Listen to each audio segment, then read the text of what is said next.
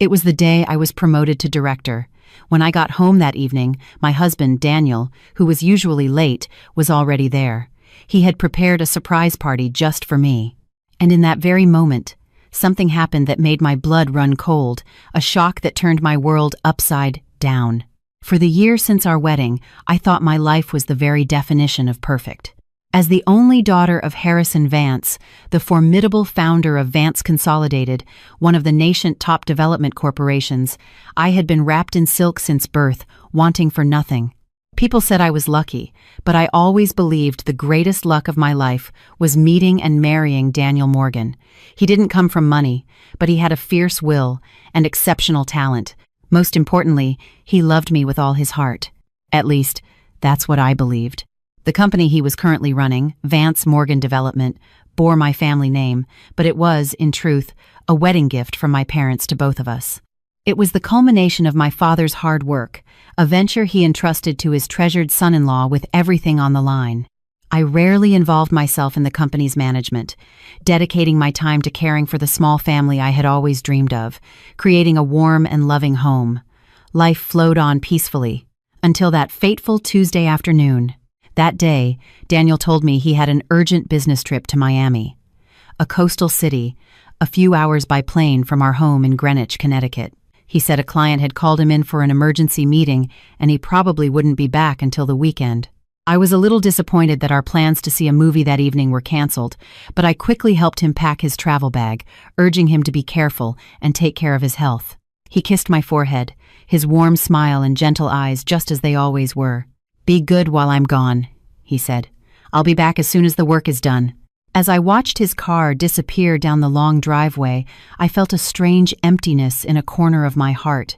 The sprawling estate suddenly felt cold and vast. I wandered through the house, busying myself with trivial tasks, but my mind was elsewhere. Suddenly, I remembered the luxury condo in South Beach my parents had bought for us before we were married. We had barely used it, occasionally letting close friends borrow it when they vacationed in Florida. It's been so long since I've seen it. I wonder what it looks like now, I thought. What if I went down there, cleaned it up a bit, and gave Daniel a surprise? A smile crept across my face as I imagined the look of astonishment on his face. Without another moment of hesitation, I grabbed my car keys, drove to the airport, and booked the next flight to Miami. 3 hours later, I stood before the door of a high-end condo on the 25th floor, overlooking the sparkling waters of South Beach. Everything was as quiet and luxurious as I remembered. I slipped the key into the lock, unable to hide my excitement. But the moment the door creaked open, I froze. The space inside was not the empty, silent place I had imagined. Faint music drifted from within, and in the entryway, a pair of pink women's designer slides was placed neatly on the mat. My heart began to beat a little faster. Could Daniel have lent it to a friend and forgotten to tell me? I tried to reassure myself as I cautiously pushed the door open and stepped inside. Just then, a young woman walked out of the bedroom. She was dressed in comfortable loungewear, her hair tied up in a high ponytail. She had a beautiful face, but there was a weariness in her eyes. What truly horrified me was the 1-year-old baby boy in her arms, a pacifier in his mouth. Seeing me, she jumped, her eyes immediately filled with a sharp wariness. "Excuse me, who are you looking for?" Her voice was clear but unfamiliar. I stood there like a statue, my mind reeling. Who is this woman? Whose child is this? Why are they in our home? 1,000 questions flooded my mind, but a voice of reason told me to stay calm. I took a deep breath, and though I could feel the muscles in my face stiffen, I forced a smile as naturally as I could. "Oh, I'm so sorry. Is this not Unit 2501? I must have gotten the floor wrong." The young woman looked me up and down, from head to toe. Seeing my elegant attire and bewildered expression, her guard seemed to lower slightly. She nodded. "Yes, this is 2501. If you tell me who you're looking for, maybe I can help." "Oh no, it's all right. I must have just lost my head for a moment. My apologies for the intrusion."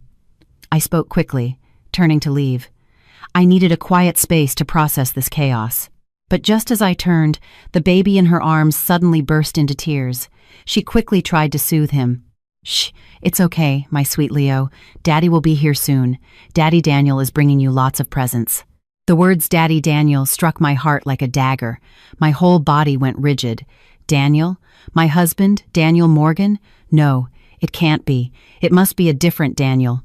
I tried to cling to that fragile thread of hope, but my feet felt rooted to the floor. I had to know the truth. The moment she said, Daddy Daniel, my world seemed to stop. I could no longer hear the baby's cries, the distant sound of waves, or the hum of the air conditioner in the hallway. There was only a deathly silence and an emptiness that threatened to swallow me whole.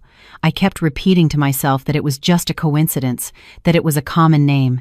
But deep down, a cruel voice was screaming at me to stop lying to myself. Just then, her cell phone rang from her pocket. Holding the baby with one arm, she fumbled to pull it out with the other.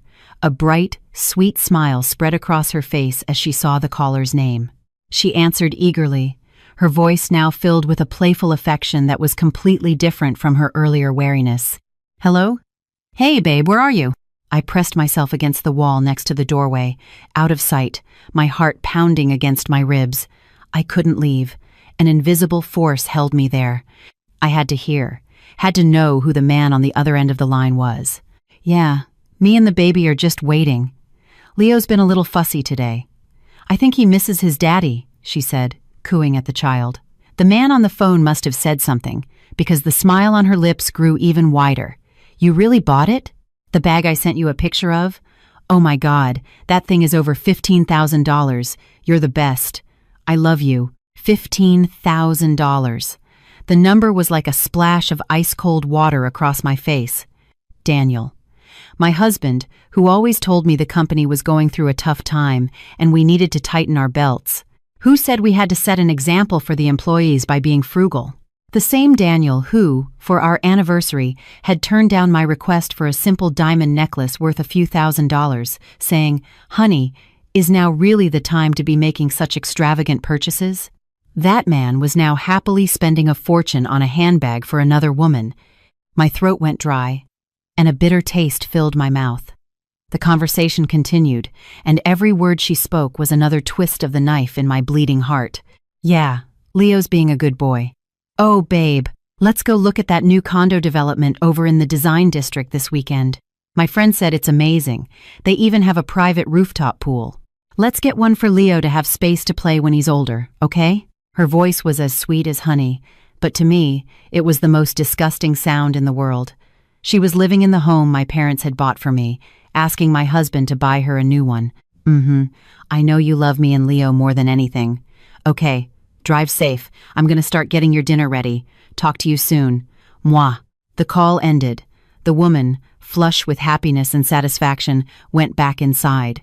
The door to Unit 2501 closed, and silence returned to the hallway, but a terrible storm had just begun to rage inside me. There was no room for doubt anymore. The husband I had loved and trusted with my entire heart had betrayed me.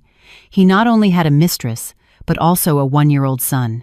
That meant he had been deceiving me since we were first married, or perhaps even before. All those whispered words of love, the tender gestures, the promises of a happy future, it was all just a perfectly orchestrated play. A wave of nausea rose from my stomach. I leaned against the wall for support. The tears began to fall. Hot, bitter tears. What did I do wrong? Was I not enough? Not pretty enough?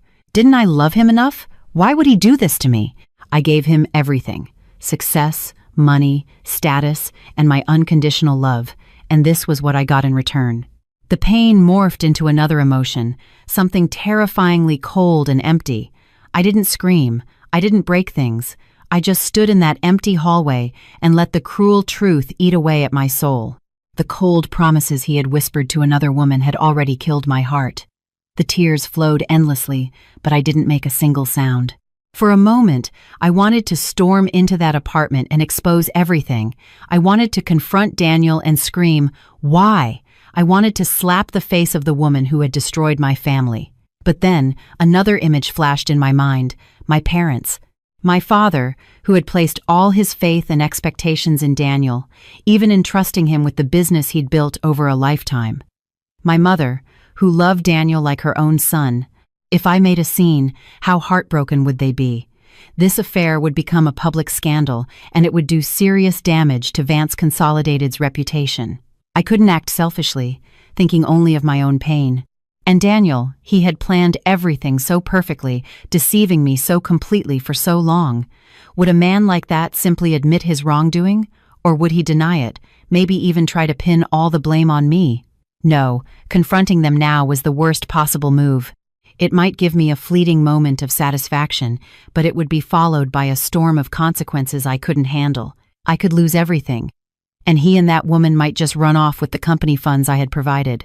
Cold, hard reason slowly began to take control of my emotions. I wiped my tears and took a deep breath, trying to regain my composure. The pain was still there, a throbbing ache, but on top of it, a steely resolve began to take shape.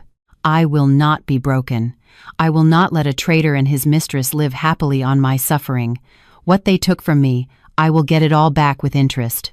As if nothing had happened, I maintained a composed expression and quietly walked to the elevator. I didn't fly straight home. Instead, I drove to a quiet cafe near the condo, choosing a corner table with a clear view of the entrance. I ordered a black coffee, no sugar. The bitter taste helped clear my head. Sitting there, I began to piece everything together. Daniel's increasingly frequent, urgent business trips, the calls he always took outside, the vague expenses on his credit card statements that he'd explained away as client entertainment. All these little pieces that I had never paid attention to now fit together to form a perfect, disgusting picture of infidelity. He had been systematically and meticulously deceiving me. In that case, I would repay him with a plan of my own, a precise and cruel plan to make him pay for everything he had done. About an hour later, I saw Daniel's familiar rental car pull up to the front of the building. My heart clenched again. He got out of the car. In his hands were a large bouquet of roses and several luxury shopping bags. His face was lit up with anticipation, glowing with a happiness I hadn't seen in a very long time. He had no idea that his betrayed wife was watching this entire scene from a corner nearby. I raised my phone, zoomed in as much as I could, and captured the moment. The photo wasn't perfectly clear, but it was enough to recognize Daniel and the gifts he was carrying. This would be the first piece of evidence. As I watched him cheerfully walk into the building, I no longer felt pain. Instead, a cold fury began to build. The plan had begun. From this moment on, I was no longer the naive, devoted wife, Eleanor Vance. I would become someone else, a woman who knew how to calculate, how to be patient, and how to take back what was mine. In this war, I would be the victor. I took a sip of my coffee. The bitterness spread through my mouth, but my mind had never been clearer. After that day, I returned home as if nothing had happened. I was still the gentle, considerate wife. When Daniel came back from his business trip, I greeted him with a smile and prepared a warm dinner. He didn't notice any difference, perfectly playing the role of a loving husband. He rambled on about what a grueling trip it had been, filled with tough contract negotiations. I listened to his every lie in silence, my heart filled with nothing but contempt. The more perfect his performance, the stronger my desire for revenge grew. The first step of my plan was to get close to the other woman, Laura Hayes. I needed to know about her relationship with Daniel, and most importantly, I needed to gather more evidence. But I couldn't appear as Daniel's wife. I needed a different identity, a perfect disguise that she wouldn't suspect for a second. I spent nearly a week observing Laura. It wasn't difficult. Through a contact who worked at the phone company, I got her number based on the frequent calls from Daniel's phone. From there, I found her social media accounts. Laura was not a cautious person. She frequently posted pictures of her son, expensive gifts, and meals at fancy restaurants, but she always cleverly obscured or cropped out the face of the man she was with. Scrolling through her personal page, I saw, beneath the lavish lifestyle that was so generously provided, a deep-seated loneliness and a desire for validation. I learned her daily routine. In the mornings, she took her son for a walk in a nearby park. In the afternoons, she shopped at the grocery store or the mall. She didn't seem to have any close friends in Miami. It was always just her and the baby, a lonely pair. This was the weakness I could exploit. I decided to orchestrate a chance meeting. I prepared meticulously. I chose an elegant but not overly flashy outfit, applied light makeup, and drove a different car one Daniel had never seen. I wanted to create the image of a successful, friendly, and approachable woman. It was on a rainy afternoon. I knew Laura would be going to the grocery store. I'd seen her post on social media that her fridge was empty. I arrived there first, parked, and waited patiently in a cafe across the street. Sure enough, a short while later, Laura appeared, pushing a stroller with her son. I waited until she had been inside the store for about 30 minutes before making my move. I got in my car and parked near the exit, waiting. The rain started coming down harder. As I had predicted, when Laura came out of the store, her hands were full of grocery bags, and she was struggling to push the stroller with one hand. Just then, the heavens opened up, and rain began to pour down as if from a bucket. She looked flustered, and when the baby started crying at the sound of thunder, she frantically looked for shelter. This was my chance. I slowly drove up to her, rolled down the window, and said, "Excuse me, the rain is terrible. Can I give you a ride? I'm heading in that direction anyway. I can drop you home." Laura looked up at me, her eyes filled with surprise and suspicion. She hesitated. I smiled the kindest, most harmless smile I could muster. "Please, don't feel obligated. I just feel so bad for the baby. He's going to catch a cold in this. Come on, I'm not a bad person." Perhaps it was because I was a woman and spoke gently, or perhaps the situation was just too difficult for her, but Laura nodded in agreement.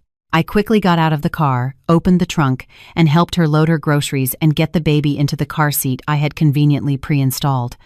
My every action was natural and proficient. "Thank you so much," Laura said, breathing a sigh of relief once she was comfortably in the car. "I don't know what I would have done without you." "Don't mention it. It's a pleasure to help," I said, starting to drive and initiating a conversation. "I'm Eleanor, by the way, but you can call me Ellie. I'm Laura. And this is Leo, my son." "Oh, Leo, he's so handsome." "Absolutely adorable," I said, glancing at the baby in the rearview mirror. A sharp pain pierced my heart.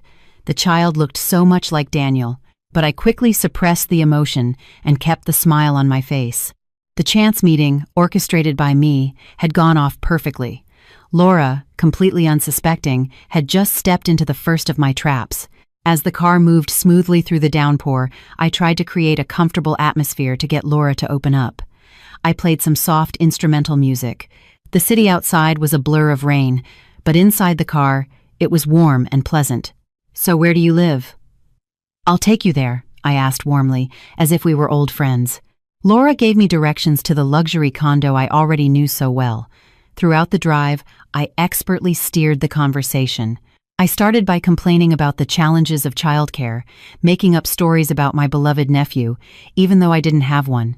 "It must be so hard taking care of Leo all by yourself. I watched my nephew for just half a day, and I felt like my arms and legs were going to fall off." My words seemed to strike a chord with Laura.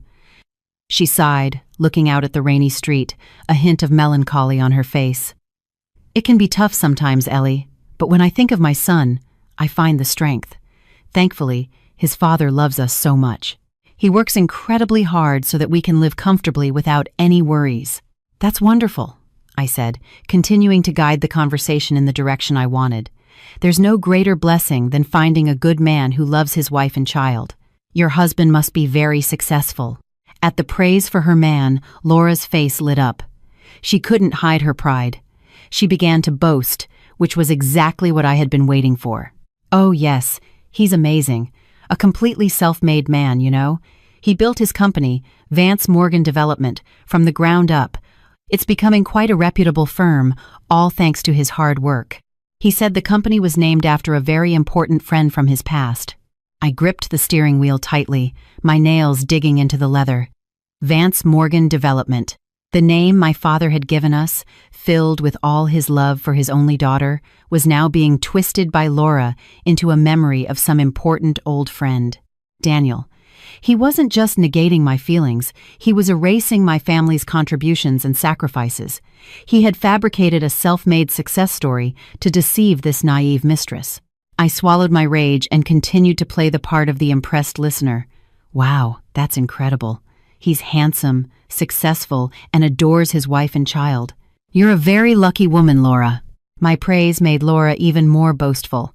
She started talking about how much Daniel doted on her, the expensive designer things he bought her, and how he had promised to make her and their son his official family soon.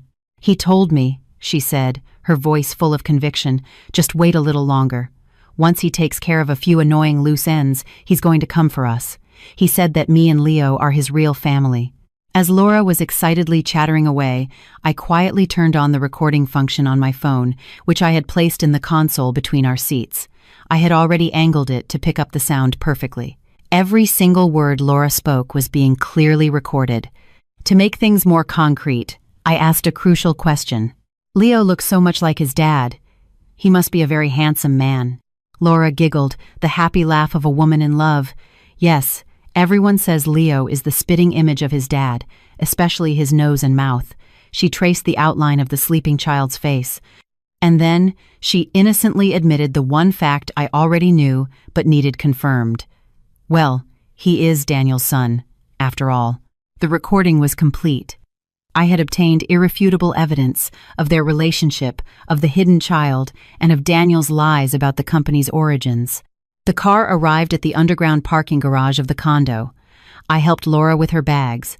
Before saying goodbye, I said, "It was so nice talking to you today, Laura. I just moved to Miami not too long ago, so I don't have many friends. If you're okay with it, maybe we could exchange numbers and get coffee sometime?" Laura readily agreed.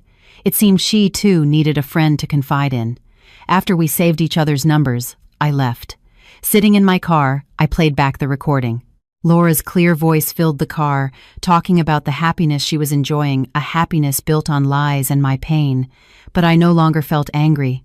This recording was the first bullet I had loaded into the chamber of my revenge. After our chance meeting, Laura and I started talking more frequently. I would text her first every day, asking how Leo was eating or sending her parenting tips I found online. I played the role of the supportive older sister and confidant, always ready to listen. As I expected, Laura quickly began to see me as her emotional anchor. She told me everything, from Daniel's promise to buy her a new car to his complaints about the stress he was under because of his old hag of a wife at home. Through Laura's words, the version of me she described was an annoying, unsupportive woman who made her husband's life difficult, an obstacle to their true love. It was ironic, hearing about myself from a third party's perspective. But I listened patiently, offering words of comfort and feigned empathy. "Don't worry," I'd often say. "A capable man like Daniel will surely sort everything out soon. You just need to be strong and be his pillar of support." My encouragement made Laura trust me even more. She had no idea that the older sister she was pouring her heart out to was the very same old hag she spoke of with such contempt. I deliberately orchestrated more chance encounters. Once, knowing Laura was taking her son for his vaccinations, I showed up at the same clinic, pretending to be there with my nephew. We sat side by side in the waiting room, sharing the worries of motherhood. Another time, knowing she liked a particular brand of children's clothing, I bought a few beautiful outfits and gifted them to Leo, saying it was a present for my little sister's son. Every time we met, I wore luxurious clothes and drove expensive cars that Daniel, of course, knew nothing about. I consistently projected the image of a successful, wealthy, and free woman. I wanted to build in Laura's mind the image of a role model she could aspire to, a woman who could live like a queen without depending on a man. Gradually, Laura began to treat me like a real sister. She invited me to her home for dinner and introduced me to Leo as his very special Auntie Ellie. Seeing her serve me dishes she had probably learned to cook for Daniel, hearing my husband's child call me Auntie Ellie, my heart filled with a complex mix of pain and bitterness. But above all those emotions was an ice-cold composure. I was on the right path. This fake friendship was the perfect cover. It not only helped me gather more information about Daniel and Laura, but it was also a tool to execute the next phase of my plan. Naive and trusting, Laura had become the most important piece on the chessboard of my revenge. She had no idea that every secret and confidence she shared with me was pushing her and her lover one step closer to the edge of the cliff. Sometimes, when I saw Leo's innocent smile, a pang of guilt would hit me. The child was innocent in all of this. But then, the memory of Daniel's betrayal, of the sleepless nights spent in agony, would extinguish that faint flicker of pity. I couldn't afford to be weak. If I didn't strike first, the ones to be destroyed would be me and my family. I told myself this wasn't just for revenge, it was self-preservation, a fight to protect myself and what was mine. This friendship may have been a lie, but right now, it was my sharpest weapon. While the seeds of conflict between Daniel and Laura were being sown by financial pressure, I began to execute the next phase of my plan, a critical move to completely strip Daniel of his power at Vance Morgan Development. I needed to turn him from a competent CEO into a useless figurehead. One morning, to the surprise of many employees, I showed up at the office. In the past, I had rarely made an appearance. People only knew me as the CEO's wife, a wealthy woman living a life of leisure. Daniel himself was quite surprised to see me in his office. "What are you doing here?" he asked, a hint of annoyance in his voice. "There's a lot going on at the office. Why don't you go home and rest?" I smiled the sweet smile I had practiced countless times in the mirror. I was just bored at home. "Anyway, this company is in my name. Can't I come and see how everyone works? Maybe learn a thing or two from you?" Daniel couldn't find a reason to refuse and reluctantly agreed. From that day on, I came to the office every day. At first, I just sat quietly in his office, reading documents and reviewing reports, not interfering in any way. I wanted to give him the impression that I was just there to kill time. A few weeks later, once Daniel had grown accustomed to my presence, I made my first move. "Honey," I said one afternoon, "you're meeting with Mr. Chen, our real estate partner, later, right? Can I come with you? I want to learn how you negotiate with clients." Daniel hesitated for a moment. Mr. Chen was one of the company's largest and most important partners, but seeing my eager and seemingly naive expression, he couldn't bring himself to say no. He probably thought that a woman who knew nothing about business would have no impact and might even help his image. That was Daniel's fatal mistake. He had forgotten that I was the daughter of a seasoned businessman. From a young age, I had accompanied my father to meetings, listening to his teachings on market analysis and negotiation tactics. Business acumen was in my blood. At the meeting with Mr. Chen, I said very little. I just listened and observed. But when negotiations stalled over a few pricing clauses, I quietly spoke up. I didn't talk about hard numbers. I spoke about the long-term partnership, the trust associated with my father's Vance Consolidated, and the strategic advantages we could create together in the future. My words were gentle but carried weight. I had subtly reminded Mr. Chen of the real power behind Vance Morgan Development while presenting a grander vision. Mr. Chen, a veteran of the business world, understood the situation immediately. He looked at me with a completely different expression, one of respect. In the end, the deal was closed on terms far more favorable than Daniel had anticipated. On the way back, Daniel looked at me with a complicated expression. He seemed pleased with the successful contract, but there was also a hint of unease. He was starting to realize that I wasn't as simple as he thought. I maintained my innocent facade. Did I say something wrong? I was just saying what was on my mind. From that day on, under the pretext of wanting to learn, I attended all of Daniel's important client meetings. Gradually, I got to know all of his partners and built strong relationships with them. They no longer treated me just as the daughter of Harrison Vance. They began to respect me for my intelligence, competence, and vision. Partners started calling me directly instead of Daniel. New contracts were sent to me for review first. Daniel began to feel sidelined. He was losing control over his work. He tried to meet with a few clients on his own to regain his footing, but he failed. In the eyes of the partners, I was now the de facto head of Vance Morgan Development, the final decision-maker. The territory he had once proudly ruled was now being slowly but surely encroached upon by me. He was becoming a ghost CEO in his own company. Between the stress at work and Laura's endless demands, Daniel became increasingly irritable and exhausted. He no longer bothered to hide his discomfort whenever he saw me at the office. But since I was the nominal owner of the company, there was nothing he could do. Meanwhile, my sisterly bond with Laura grew even deeper. Laura saw me as her only escape, a savior to whom she could vent all her problems. She had no idea that the person indirectly causing all these problems was her dear Ellie. One weekend evening, Laura called me. Her voice was unusually excited. "Ellie, let's go for a drink. I have something to brag about." "What is it?" "You sound so happy," I asked, feigning curiosity. "Daniel's buying me that condo. He even put down the deposit this afternoon. I'm so thrilled, Ellie." Laura's voice echoed through the phone. A chill ran down my spine. Daniel had embezzled another large sum from the company funds. The price of his foolishness was getting steeper. But on the surface, I pretended to be happy for her. "That's amazing. Congratulations. We have to celebrate. We agreed to meet at a high-end rooftop bar in a Manhattan hotel. Laura was already there when I arrived. She was wearing a striking red dress, her makeup elaborate, and she couldn't hide her triumphant expression. She probably thought that this condo solidified her position in Daniel's heart. We ordered drinks, and Laura drank a lot. She kept clinking our glasses, rambling on about the beautiful future she and Leo would have in their new home, and how Daniel had promised to divorce his wife and marry her soon. I knew it, she slurred slightly. Daniel loves me the most.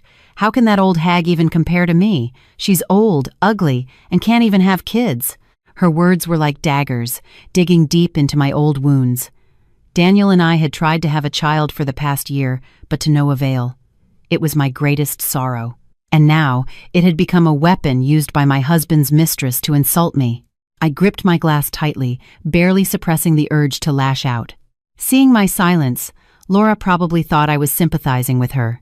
She leaned closer, her breath smelling of alcohol and perfume, and whispered, "You know what, Ellie? Sometimes I just wish that bitch would just disappear from this world. If it weren't for her, Daniel would be all mine. I'd be called Mrs. Morgan, not sneaking around like this." A shiver went down my spine. Beneath her naive, materialistic exterior hid a vicious and calculating soul. She didn't just want Daniel's money, she wanted my position, and perhaps even my life. They say a drunk person's words are a sober person's thoughts. I sensed a real danger from this woman. She was not as simple as I had thought. I looked deep into Laura's eyes, which were hazy with alcohol but still glinting with jealousy and hatred. I realized I couldn't let this go on. I pretended to be drunk myself, slurring my words. "What are you talking about? She's his legal wife. Don't even think about such foolish things." Laura scoffed, a twisted smile on her face. "Legal? What does that matter? That'll be in the past soon enough. In this world, the one with the man's love and his child is the one who wins." That night, after dropping a heavily intoxicated Laura home, I sat alone in my car for a long time. Her words echoed in my ears. I wish she would just disappear. That latent malice made me rethink everything. My plan would have to be accelerated, and it would have to be more decisive, because my enemies didn't just want my money, they wanted my life. This was no longer a battle to reclaim my assets and honor. It had become a fight for survival. After that night at the bar with Laura, I was more vigilant than ever. Though spoken in a drunken stupor, her words had planted a seed of doubt and fear in my mind. I knew that Daniel and Laura were capable of anything to achieve their goals, and my intuition was not wrong. About a week later, Daniel's attitude suddenly changed. He became unusually affectionate and attentive, just like when we had first fallen in love. He no longer got annoyed when I went to the office. He even started asking about my work. Most notably, he started cooking for me, making all my favorite dishes. "You've been working so hard lately. You've lost so much weight," he said, handing me a bowl of steaming, rich bone broth. "I made this to help you regain your strength." He looked at me with loving eyes. In the past, I would have been moved to tears. But now, this sudden attention only made me uneasy. How could a man who was cheating on his wife, funding his mistress and their secret child, and losing all his power at work to his wife, be so genuinely kind to her? There had to be a sinister motive behind it. On the surface, I happily accepted the broth and praised his cooking, but my mind was on high alert. That evening, I pretended to take a few sips, and then said I was too full to finish. I secretly transferred the leftovers into a small, sealed container and hid it in my handbag. The next day, on my way to work, I stopped at a pet store and bought a small, white, and very active hamster. I named him Pip. I took Pip to my private office at the company, a room I had recently set up to have a personal space away from Daniel's watch. From that day on, I secretly saved a small portion of every meal Daniel made for me. I lied and said I was taking it to the office to eat for lunch to save time, and I gave all that food to Pip. For the next few days, Daniel continued his perfect husband act. He cooked all sorts of expensive and nutritious meals for me. He even brought home a bottle of supplements, saying a friend had gotten them from overseas and that they were excellent for women's health. Of course, I didn't take a single pill. I crushed them and mixed them into Pip's food. The hamster remained healthy, happily running on his wheel. For a moment, I wondered if I was overreacting. Maybe Daniel genuinely regretted his actions and wanted to make it up to me, but my intuition whispered that things were not that simple. And then, my worst fears came true. About 2 weeks after I got Pip, I came into the office one morning to find him curled up in his cage, dead. There had been no signs of illness, no injuries. He was just lying there, his small body stiff. My heart stopped. I sank to the floor, staring blankly at Pip's tiny body. I was right. My suspicions had been confirmed in the cruelest way possible. Daniel Morgan, the man I shared a bed with, had been trying to poison me. He wanted me to die slowly, without a trace, as if from some illness. He must have been using a slow-acting poison so that when I died, everyone would think it was due to poor health. A cold shiver ran down my spine. I no longer recognized the man I had once loved. He wasn't just a traitor. He was a monster, a cold-blooded murderer. He was trying to kill me to be with his mistress, to take over all of my family's wealth. With trembling hands, I took out my phone and took pictures of the dead hamster, the food containers Daniel had given me, and the bottle of supplements. This would be the evidence of his attempted murder plot. Pip, the little hamster, had sacrificed his life to save mine. I owed him my life, and I swore I would make the one responsible for his death pay a terrible price. My anger and fear transformed into an extreme hatred. My plan for revenge was no longer just about reclaiming justice. It was about saving my own life. Pip's death was a chilling warning. I could no longer live under the same roof as a man who was plotting to kill me.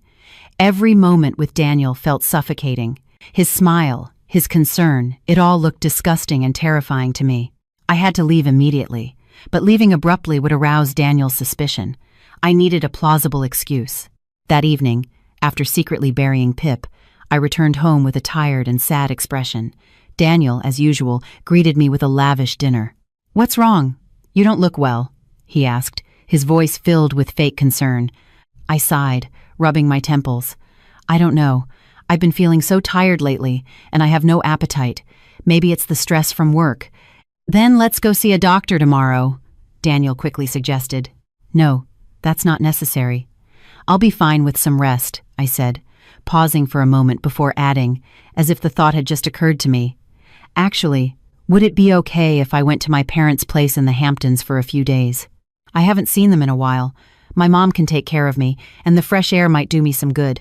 As I spoke, a flicker of something passed through Daniel's eyes, a flash I didn't miss. It was a look of joy. He was happy that I was leaving. Perhaps it would make his plan easier, or maybe it just meant he could spend time freely with his mistress. But he quickly masked the emotion and put on a look of disappointment. "Of course, honey.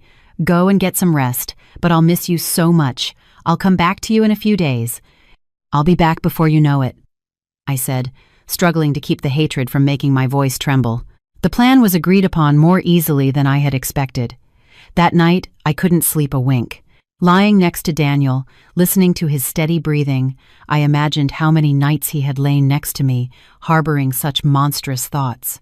Even breathing the same air as him felt nauseating. In the middle of the night, after confirming that Daniel was sound asleep, I quietly slipped out of bed.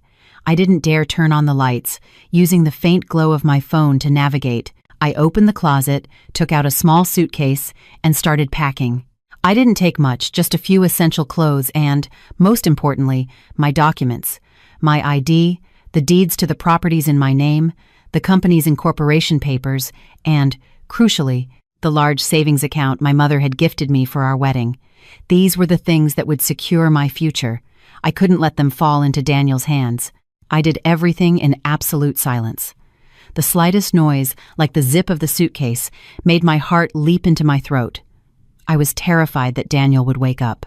It felt like an escape, fleeing from a sleeping monster. Once I finished packing, I quietly dragged the suitcase out of the room. I didn't have the courage to look back at Daniel's face. If I saw him then, I knew I wouldn't be able to stop myself from screaming.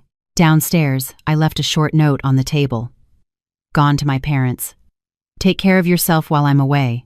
Love you." The words, "love you," made me want to vomit, but I had to write them to ensure Daniel suspected nothing.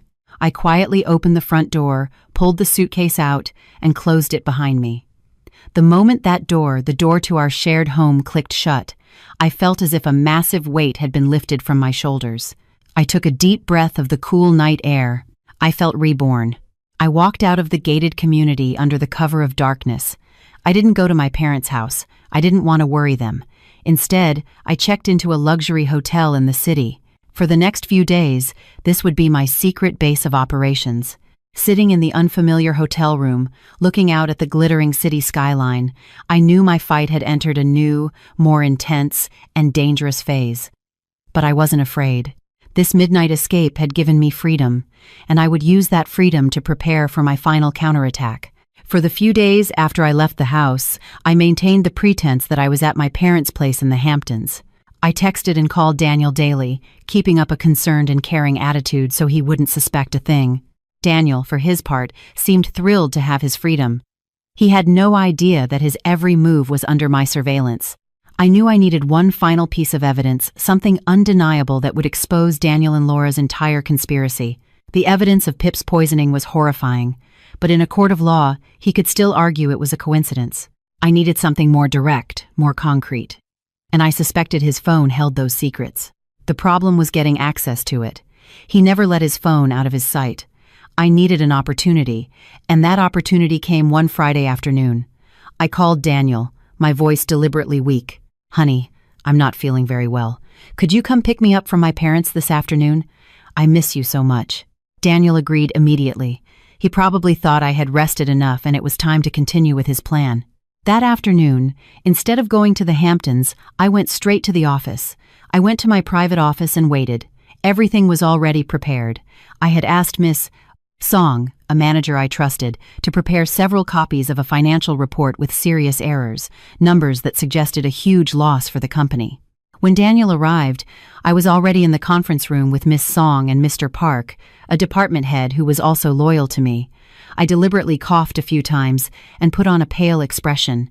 "Sorry to make you come in so suddenly," I said, pointing to a stack of papers on the table. "There's a serious problem with this month's financial report. I thought you should see it yourself and resolve it immediately." Daniel's face changed as he looked at the numbers. He knew that if these erroneous figures got out, it would be a devastating blow to the company's credibility. He immediately immersed himself in the work, forgetting everything else around him. He quickly sat down, took off his jacket, and placed his phone and car keys on the table before starting to work with the two managers to find a solution. This was the moment I had been waiting for. While everyone was focused on the documents, I quietly picked up Daniel's phone. "I'm feeling a bit tired," I announced. "I'm going to rest in my office for a bit. Let me know when you're done." No one paid any attention to me. I quickly went to my office and locked the door. My heart was racing. I had about 15 to 20 minutes before Daniel solved the fake problem. I turned on Daniel's phone screen. A password. For a second, I froze. "What's the password?" I took a deep breath and racked my brain. Daniel wasn't a complex person. He usually used numbers that were meaningful to him. I tried his birthday. Incorrect. My birthday. Incorrect. Our wedding anniversary. Also incorrect. Time was ticking, and I was starting to break out in a cold sweat. My plan can't fail because of a simple password. I tried to calm myself and think, what other numbers were important to him? Suddenly, Leo's face flashed in my mind. With trembling hands, I entered the child's birthday, the date I had seen on the birth certificate Laura had proudly shown me. The phone unlocked. I felt my whole body go cold. In his mind, his illegitimate son's birthday was more important than our wedding anniversary. Pain and anger welled up inside me, but I quickly pushed them aside. There was no time to be sad. I quickly navigated to his messaging app, and what I found was more horrifying than I could have imagined. A chat with Laura was pinned to the top. I scrolled through their conversation. They weren't just talking about money or condos. They were discussing their plan to deal with me. Laura: "Babe, when are you going to deal with that bitch?" I can't wait any longer. Daniel: "Honey, calm down. Everything is going according to plan. I think the stuff is working. She's been looking much weaker lately." Laura: "But what if it's not enough? Isn't there a faster, more certain way?" Daniel: "No, it has to look natural. Do you want us to get caught? Just be patient a little longer. All of her assets will be ours soon." My hands were shaking so badly I could barely read. Laura knew about the plan. In fact, she was pushing for it to happen faster. They weren't just trying to kill me.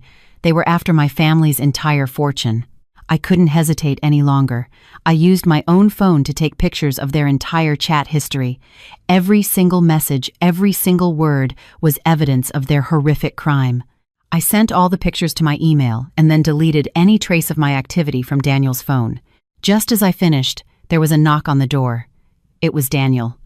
I quickly locked his phone, took a deep breath to compose myself, and opened the door. "Is it done?" I asked, trying to smile.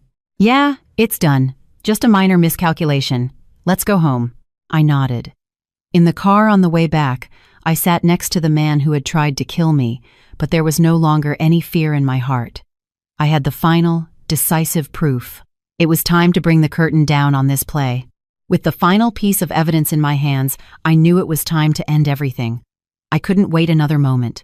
I had to act immediately before Daniel and Laura could commit another heinous act. The following Monday morning, I arrived at the office very early. I wore a black power suit, my makeup was darker than usual, and my hair was tied back in a neat bun.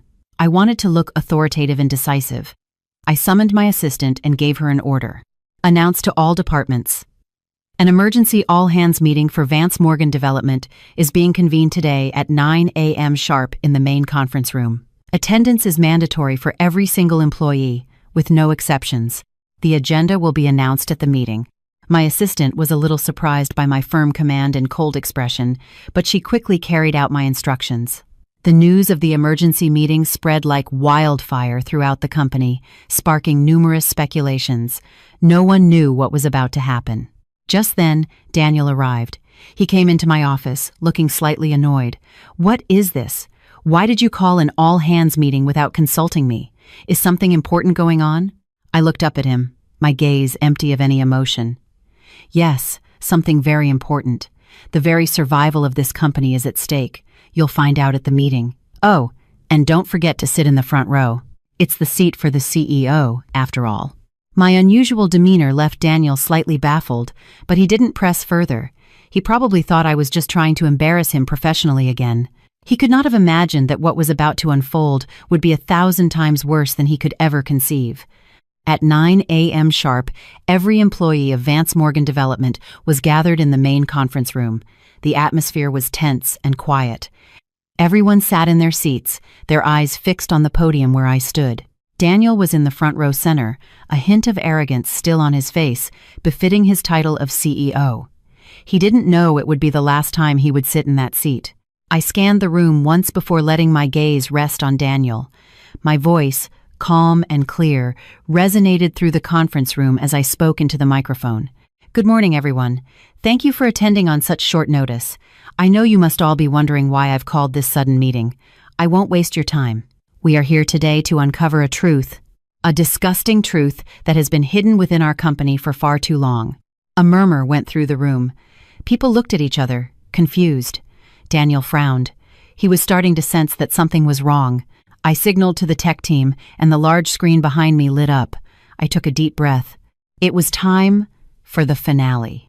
"The truth I am about to reveal," I continued, "concerns our CEO, Mr. Daniel Morgan."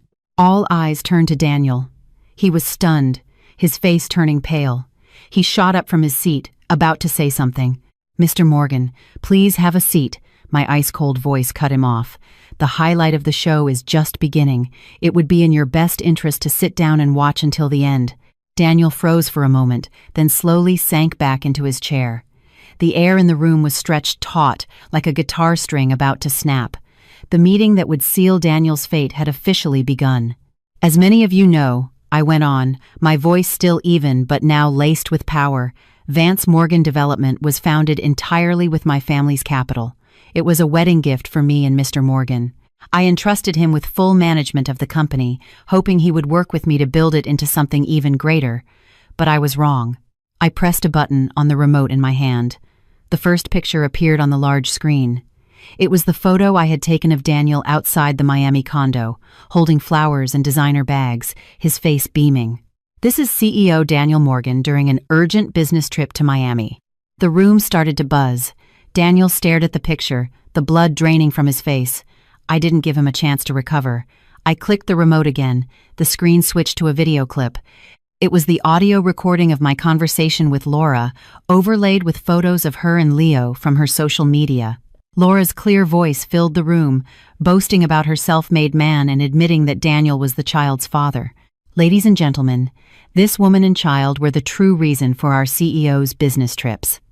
The child is over a year old, which means our CEO has been deceiving his wife since the very beginning of their marriage. The murmurs in the room grew louder. All eyes, a mixture of shock, contempt, and curiosity, were fixed on Daniel.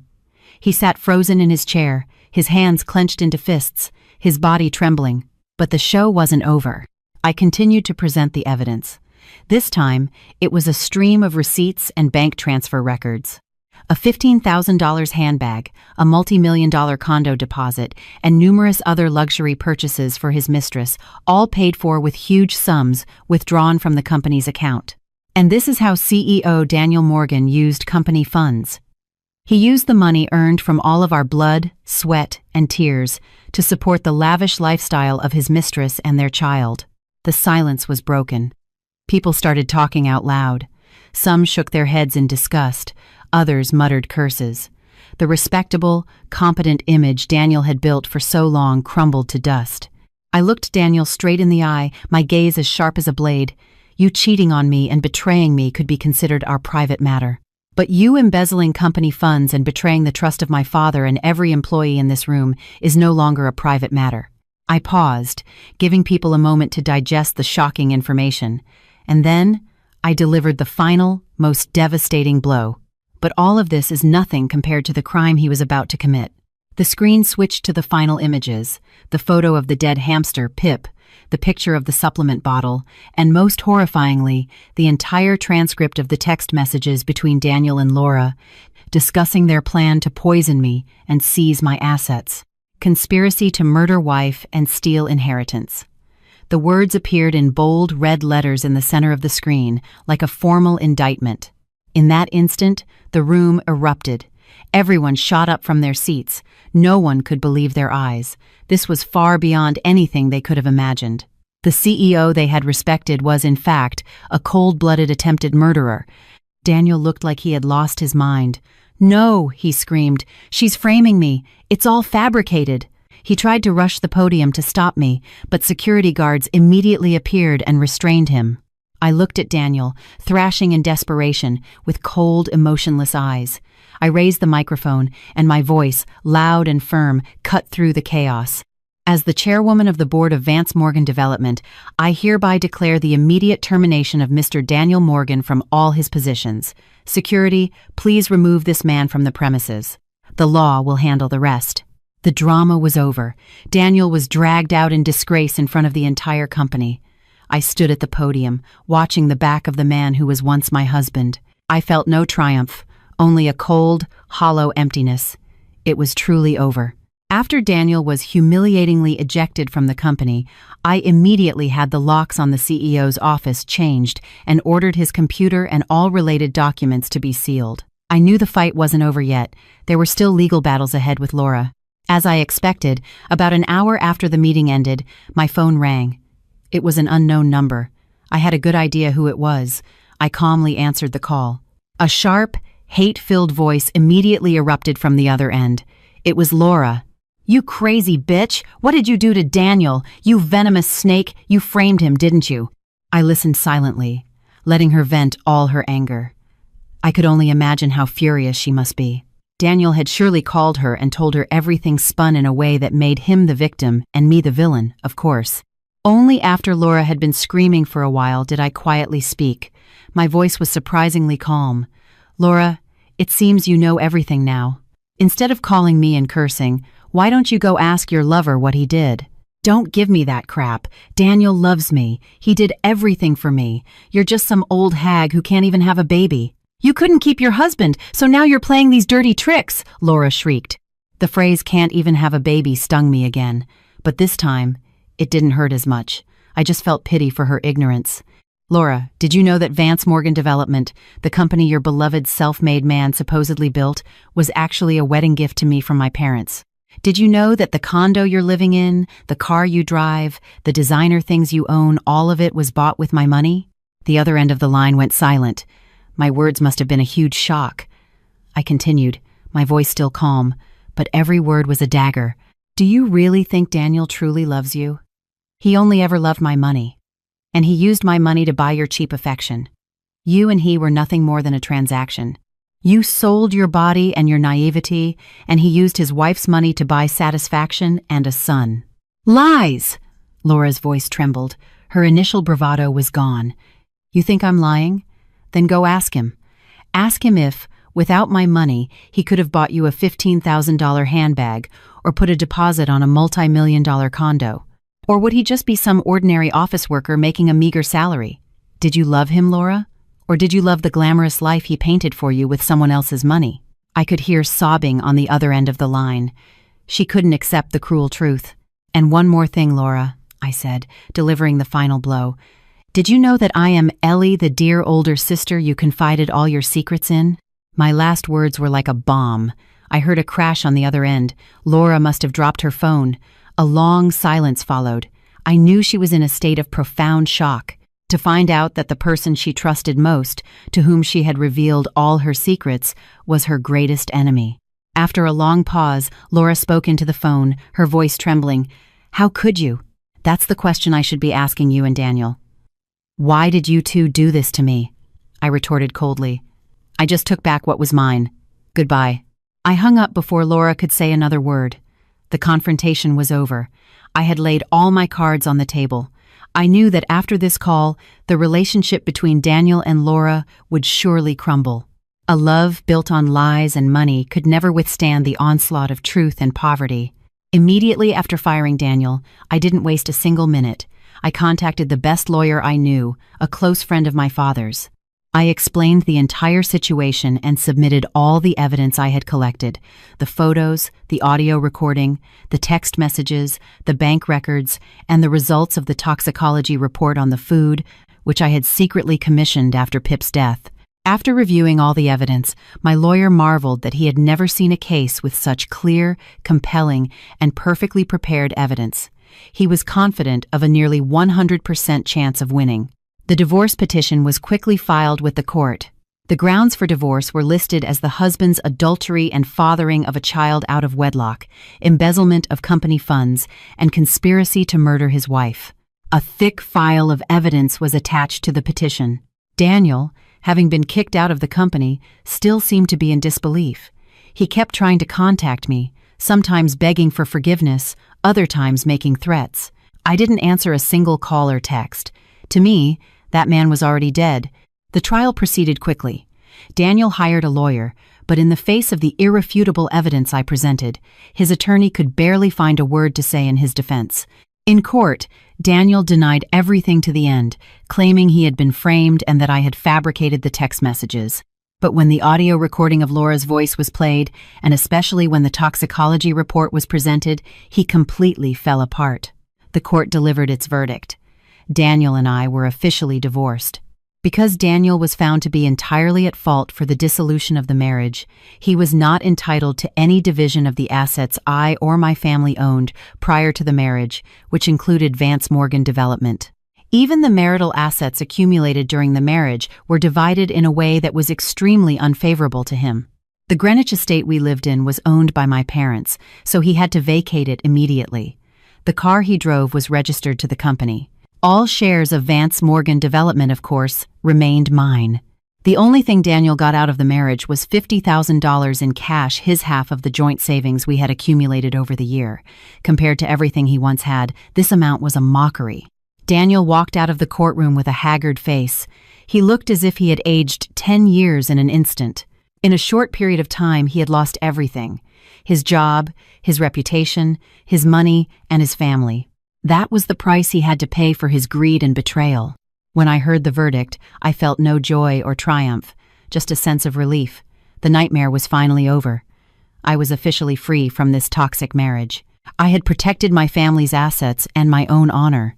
Walking out of the courtroom, I looked up at the clear blue sky. A chapter of my life had closed. Ahead of me was a new chapter, a new path I would have to walk alone. But I wasn't afraid. I knew I was strong enough to start over. After the trial, Daniel was left with practically nothing. Kicked out of the estate and forced to return the company car, the $50,000 he had was only enough to rent a small studio apartment and start from scratch. To make matters worse, with the stigma of being an adulterer, a fraud, and an attempted murderer, no company would hire him. Once the money and status were gone, Daniel could no longer support Laura's extravagant lifestyle. The condo he had promised vanished like a mirage. There were no more designer bags or expensive gifts. The love Laura had praised so highly was now put to the harshest test of reality, and it failed.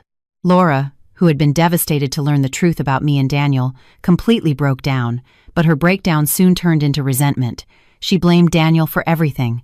It was because of his incompetence and lies, she thought, that she and her son were in this predicament.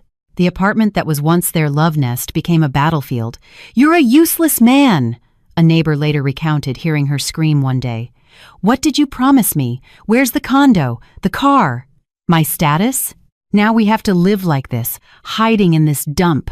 Daniel, already mired in frustration and despair, had no patience left to placate her. "Shut up. If it wasn't for your endless greed, I wouldn't be in this mess. You're nothing but a gold digger." "Yeah, I'm a gold digger.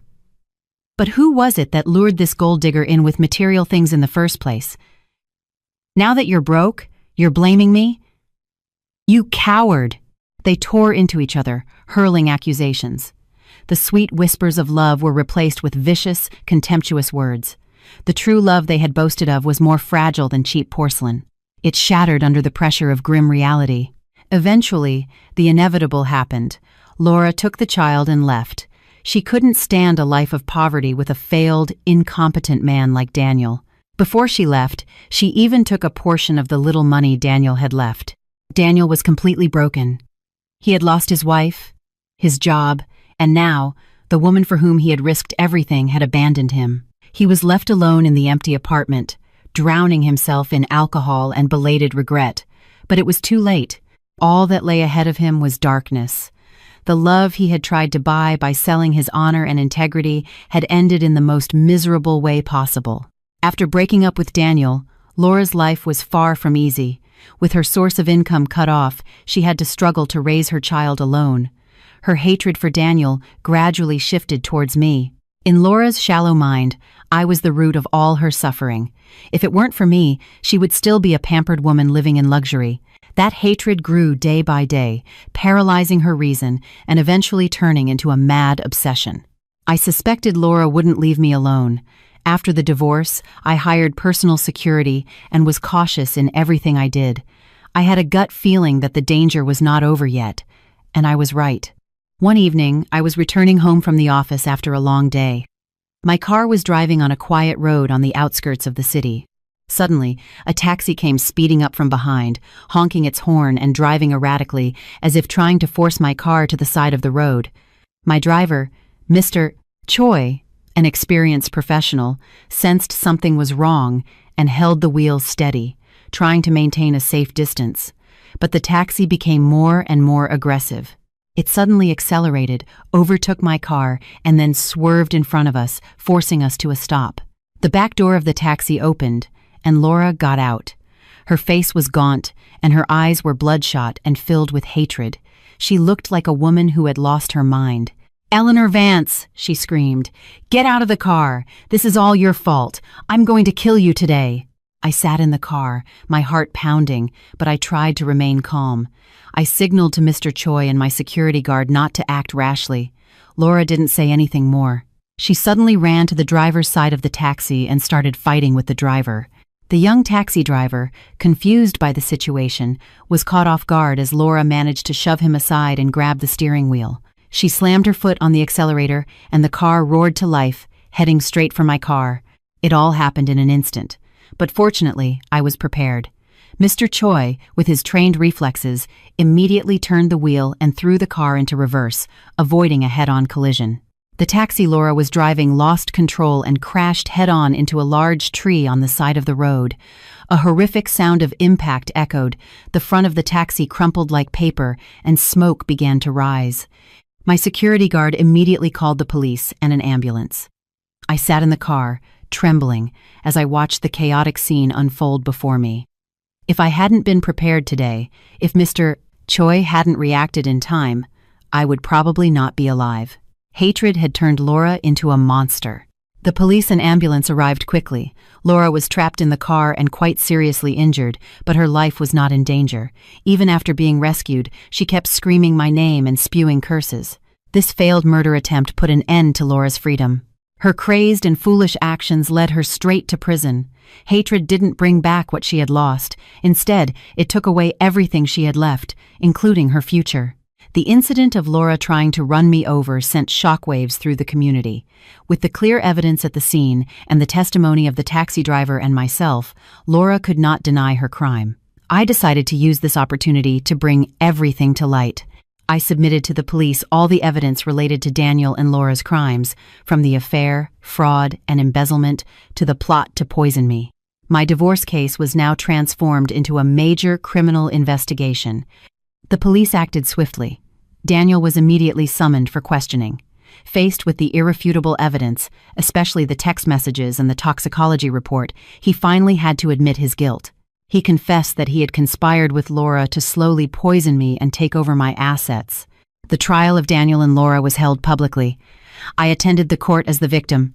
Seeing the two people, one who was once my husband, the other I had treated like a sister, sitting in the defendant's box, I no longer felt hatred. I only felt a sense of pity. Their greed and malice had destroyed their own lives. Laura received the harshest sentence for attempted murder. Her crime was considered an extremely dangerous act that posed a great threat to society. The court sentenced her to 20 years in prison. Upon hearing the verdict, Laura collapsed to the floor, sobbing uncontrollably. Perhaps only then did she realize the extent of her foolishness, but it was too late. Her future would be spent within the cold walls of a prison. Daniel was charged with conspiracy to commit murder. Although his actions did not directly result in death, his plot and methods were deemed extremely cruel and malicious. The court sentenced Daniel to 7 years in prison. They had received their just punishment for the crimes they committed. Justice was served, and all the resentment and hatred could now be put to rest. I watched as Daniel and Laura were led away by the bailiffs. The two people who had once thrown everything away for money and desire would now spend their youth paying the price in prison. I walked out of the courtroom, a sense of peace settling over me. My fight was truly over. I had won, not with the satisfaction of a vengeful person, but with resilience and a belief in justice. I had protected myself and my family, and I had reclaimed my dignity. A year after the trial, I received news that Daniel wanted to see me. It was a request to see me one last time before he was transferred to another prison. After a moment of hesitation, I agreed. I felt I needed a complete break from the past, a final closure. I visited Daniel at the prison. The man sitting behind the glass partition was no longer the dapper, sophisticated CEO I once knew. He was gaunt, his hair was streaked with gray, and his face was etched with deep lines of fatigue and regret. When he saw me, Daniel hung his head low, unable to meet my eyes. After a long silence, he spoke through the receiver, his voice trembling. "I'm sorry, Eleanor. I know it's too late for anything I say to matter, but I am truly sorry. I was wrong. I was blinded by money and greed. I apologize for everything I did to you and your family." I listened in silence. This apology, a year ago, might have caused me pain, but now it stirred no emotion in me. "You don't need to apologize to me," I said, my voice steady. "The person you need to apologize to is yourself. I hope you reflect on your actions in prison, and, when you get out, you can live an honest life." We sat in silence for a moment. There was nothing more to say. The past had become an indelible scar. I stood up and put down the receiver. "Well, I'm leaving. Take care of yourself." I walked away without looking back. That brief meeting officially ended all ties between us. From that moment on, Daniel Morgan was just a name from the past, an expensive lesson life had taught me. After settling all the old scores, I poured all my energy and focus into my work. I took full control of Vance Morgan Development, managing everything myself. The business knowledge I had learned from my father and my hands-on experience helped me get up to speed quickly. I was strong, decisive, and had a clear vision. Under my leadership, not only did the company recover from the recent scandal, but it grew stronger every day. I was no longer the sheltered young lady living in silk, nor the wife confined to her home. I had become a truly independent and empowered businesswoman. A few years later, I stood firmly on my own 2 feet. Vance Morgan Development had become one of the top firms in the industry. I even bought a significant stake in my father's Vance Consolidated, becoming one of its largest shareholders. I had proven to everyone, and most importantly to myself, that I could succeed on my own merits. Sometimes, I hear news of the people from my past. Daniel was released early for good behavior and is now living a quiet life as an ordinary office worker in a distant city. Laura is still in prison, with no one knowing when she might be released. I have forgiven them, not because they deserved forgiveness, but for my own peace of mind. Holding on to hatred would only weigh me down. One weekend afternoon, I stood on the balcony of my new penthouse, looking down at the city glittering with lights. I was alone, but never lonely. I had a successful career, good friends, and a free and happy life. The painful scars of the past had made me who I am today.